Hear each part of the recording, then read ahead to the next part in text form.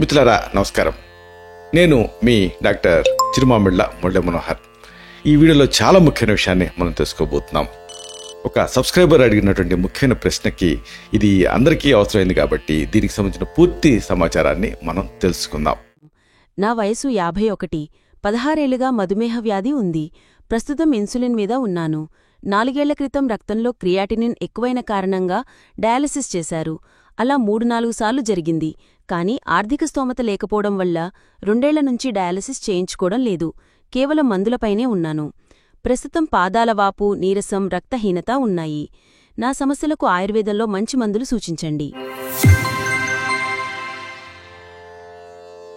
Kidney recover కాదు అనే వాళ్ళకి నిజానికి ఇది ఒక సమగ్ర సమాధానం కింద ఉంటుంది.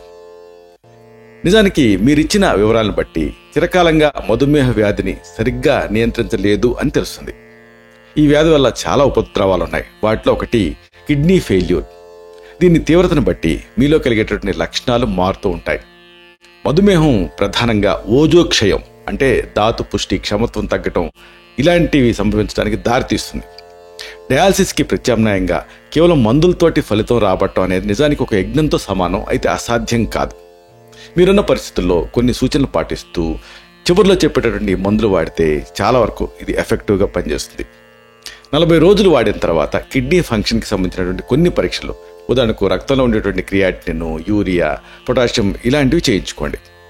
అలాగే ఇన్సులిన్ని సరైన మోతాదులో వాడుతూ, అనుబంధ ఆయుర్వేద ఔషధులు వాడుతూ, యాంటీ డయాబెటిక్ హెర్బ్స్, చివరికి రక్తంలో ఉండేటువంటి చక్కెరపాళ్ళని అదుపులోకి తెస్తూ ఫైనల్గా ఇన్సులిన్ తగ్గించేయచ్చు.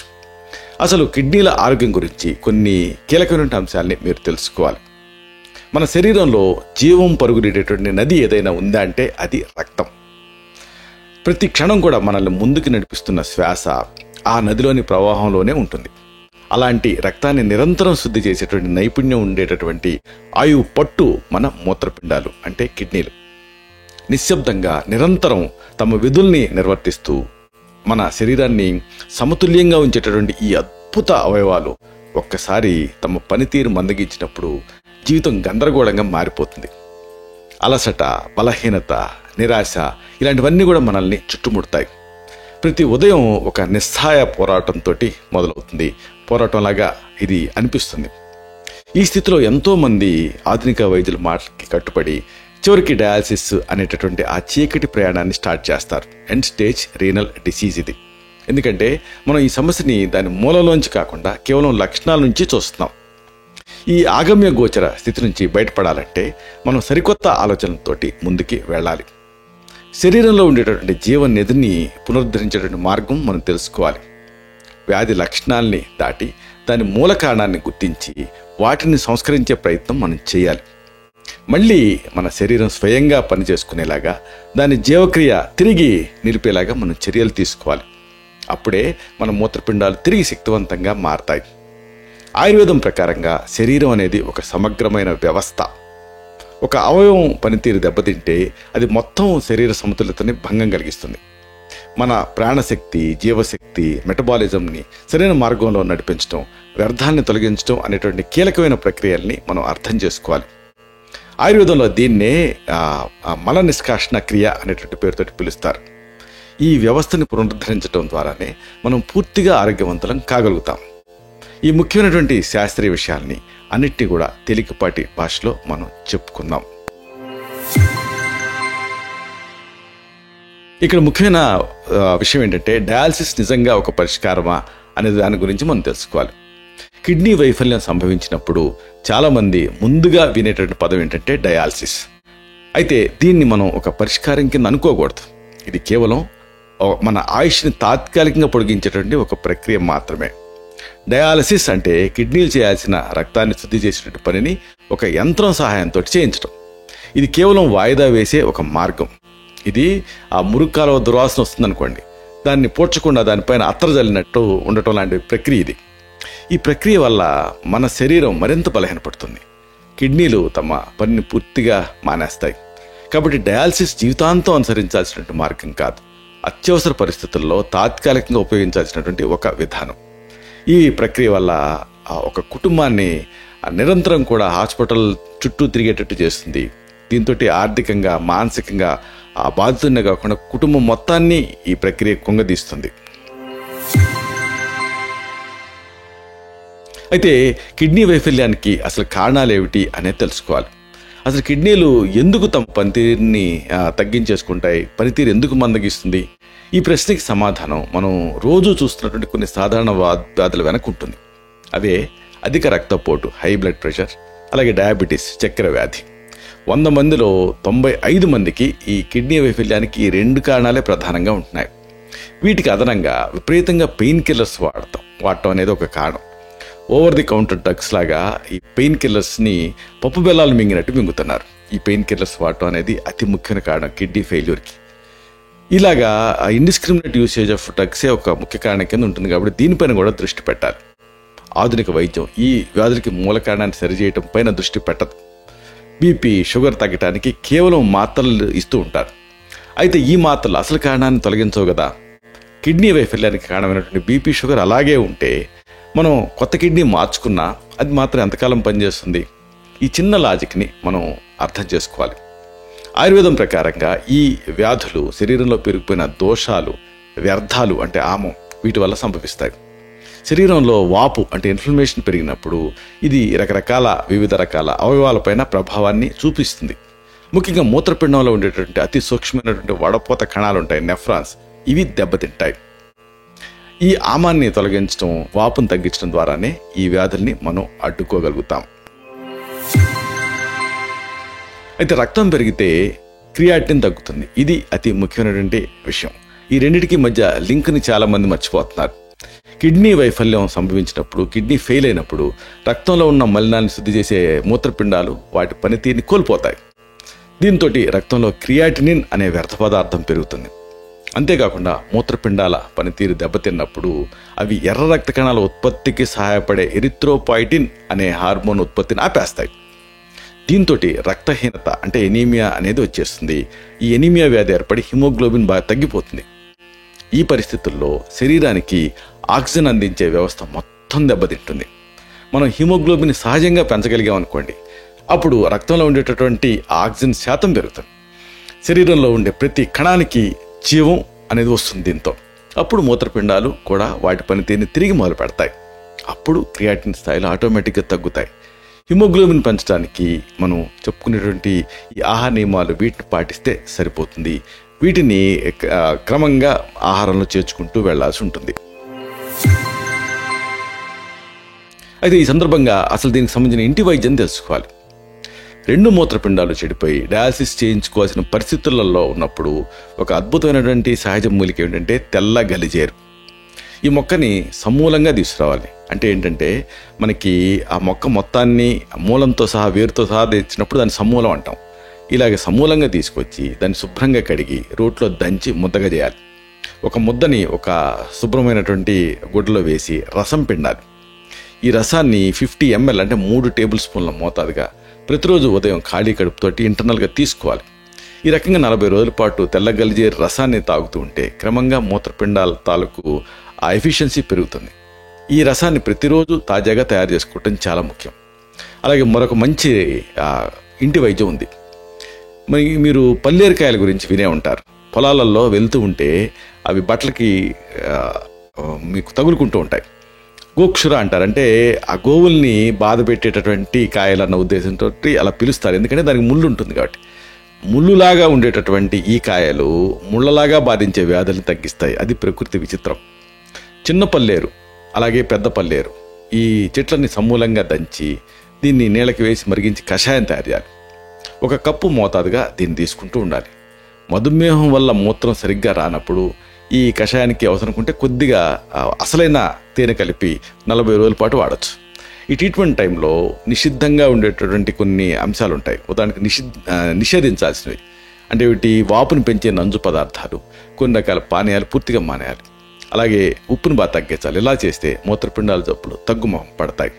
దీనికి సంబంధించి చక్కని ఔషధ చికిత్స కూడా ఉంది. వైద్య సలహాతో వీటిని వాడుకోవచ్చు. ఉదాహరణకు పునర్నవాది మండూరం ఈ మాత్రల రూపంలో దొరుకుతాయి.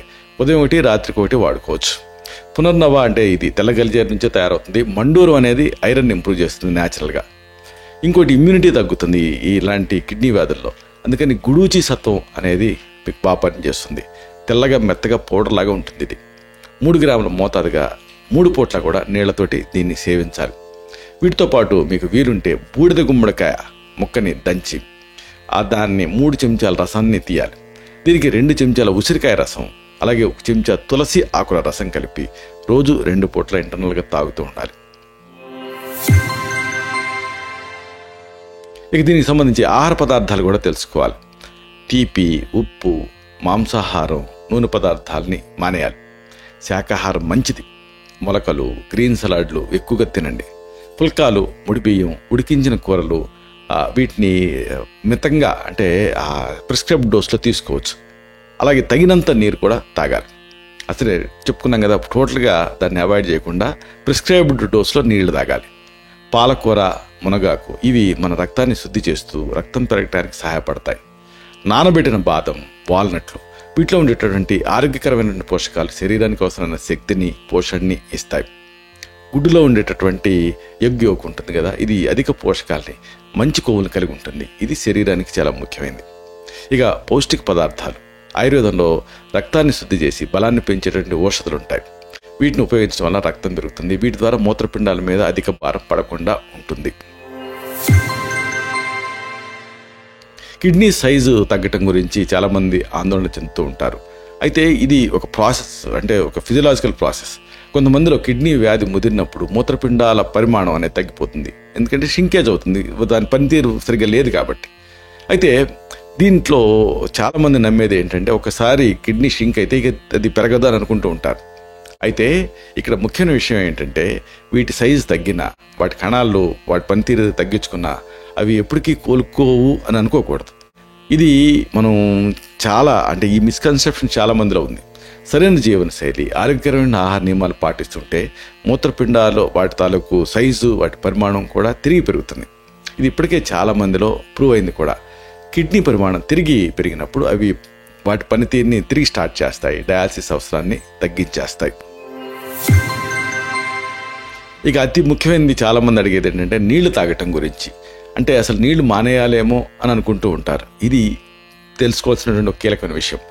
కిడ్నీలు ఫెయిల్ అయినప్పుడు, కిడ్నీల వైఫల్యం ఉన్నప్పుడు చాలామంది మామూలుగా నీళ్ళను మానేయమని సలహా ఇస్తుంటారు. ఎందుకంటే కిడ్నీ మీద భారం పడుతుందని అనుకుంటూ ఉంటారు. కానీ ఇది ఒక అపార్థం. నిజానికి శరీరం మొత్తం నీళ్లతోటే జీవిస్తుంది. అంటే మనం బయట ఎలాగో, మన యూనివర్స్ ఎలాగో, మన శరీరం అంతే. నీళ్లు లేవనుకోండి, శరీరంలో ఉండేటువంటి ప్రతి కణం దెబ్బతింటుంది.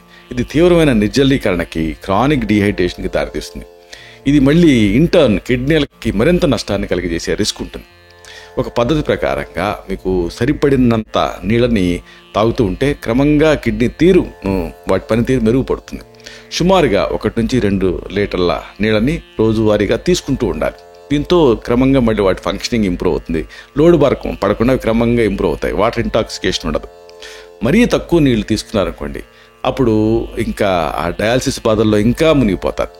ఆయుర్వేదం ప్రకారంగా శరీరం శుభ్రంగా ఉండటానికి నీళ్లు చాలా ముఖ్యమైన పాత్ర పోషిస్తాయి. ఇది వ్యర్థాలను బయటకు పంపడానికి సహాయపడుతుంది. అందుకే నీళ్ళని యూనివర్సల్ సాల్వెంట్ అంటారు. అంటే అన్ని వ్యర్థాలని తనలో అది ఇముడ్చుకుంటుంది, బయటికి పంపించేస్తుంది అని. ఈ సందర్భంగా విహారం కూడా ముఖ్యం. శక్తి అనుసారం తేలికపాటి వ్యాయామం చేస్తూ ఉండాలి. 2 పూట్ల ప్రాణాయామం తప్పనిసరిగా చేయాలి. ధూమపానం మంచిది కాదు, స్మోకింగ్ మానేయాలి. మద్యపానం అస్సలు మంచిది కాదు. ఇతర వ్యసనాలు ఏమైనా ఉంటే వెంటనే మానేయాలి. ముగింపుగా ఒక ముఖ్యమైన మాటని మీకు విన్నవించాలి.